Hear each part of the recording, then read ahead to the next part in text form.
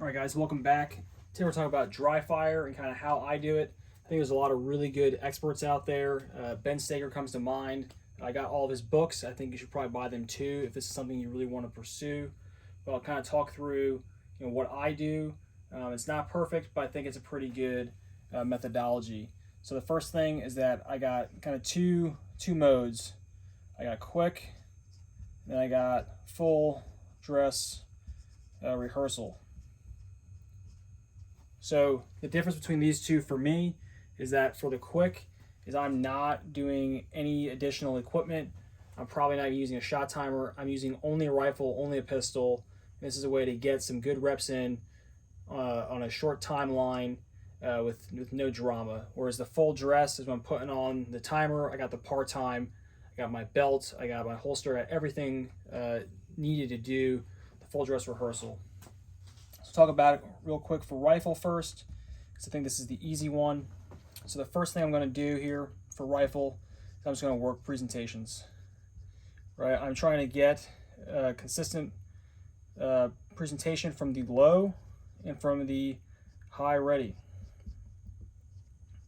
And what I'm looking for is getting the rifle indexed on target consistently. I want to be looking exactly at my target with no change in my focal point. Right, I'm looking directly at the target, and I bring the rifle up, and the reticle is directly on where I'm aiming. It doesn't come up and go down. It's not low, then I push it up. It's not left, it's not right. I just place it right where I want it and break the shot. The idea being is that I want to be able to shoot sooner rather than have to move faster. Okay, and I'll do 5 reps of each. That gives me 10 total, right, of presentations. So what I like to do is I will do 5 reps, but 5 good reps. So if I fumble one, if I get my shirt hung up on my buttstock on a high presentation, right, I'll go back and I'll do it again. So, I say I'm doing 10 good reps. I might burn through 15 total to get those 10 good reps. Okay, once that's done, like, hey, I got good presentations down, my index is solid, I'm ready to move on to the next thing. I'm going to work transitions.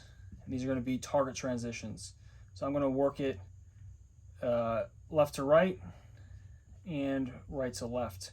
Okay, so what I'm doing here is I'm taking 2 different targets and I am shifting between the two. So I'll do a presentation up, I'll break that shot, and then I'll shift my eyes to the target and then bring the gun over and simulate breaking the shot by pressing on that trigger. What I'm trying to do again here is to transition and not swing over, not swing under. Do the eyes first, bring the gun, place the reticle, the red dot on the target, and break that shot. I will do typically, again, 5 and 5 for a total of 10. And usually for this one, what I'll do is I will focus on whichever presentation I kind of foresee having to use more in the next event. So I'm shooting PCC and USPSA. I'm going to be doing high ready presentations. That's how they do it, right? Buttstock on belt.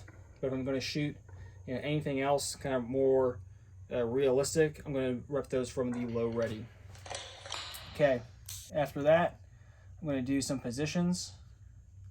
And I like to do my positions all from the standing. So I'll do standing to kneeling, and I'll do standing to prone, again, times 5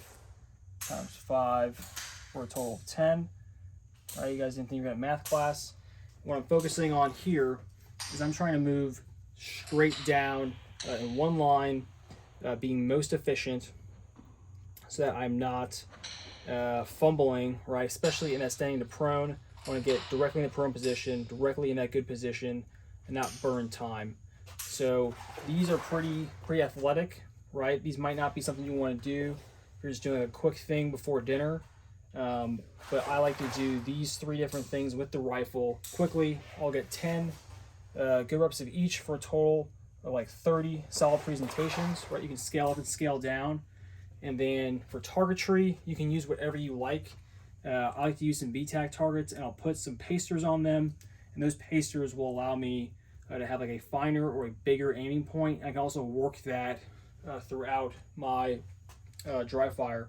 So I'll work both a large and a small target, and those will help me for the large one, focusing on a fine point on a bigger dot. On a small target, right, I'm accepting less wobble and I'm doing a little better job of getting a good trigger press, right, to make that shot. So I'm using like a small paster, right, to simulate a far shot, right, and that also helps me work transitions not only left and right, but within depth as well. This is how I do it, dry fire with the rifle, and then I'll do a video for you guys about how I work through it with the pistol. All right, thanks.